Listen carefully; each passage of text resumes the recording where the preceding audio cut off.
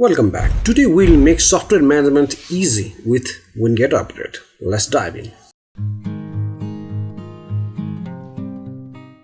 Have you ever struggled with multiple software updates? A command line tool, Winget Upgrade by Microsoft, simplifies it all. Here's how. Open command prompt or PowerShell by pressing the Windows key. Type cmd or PowerShell and hit enter.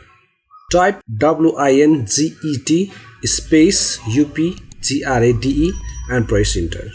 Here, Winget will check for updates. If promoted, type Y and hit enter. You'll see all the available upgrades. Then type winget space upgrade space _all, hit enter and relax. Winget will update everything automatically.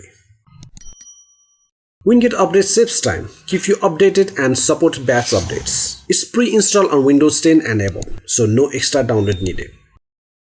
Try Winget Upgrades for hassle-free software updates. If you found this helpful, like and subscribe for more tech tips. Thanks for watching. Happy upgrading.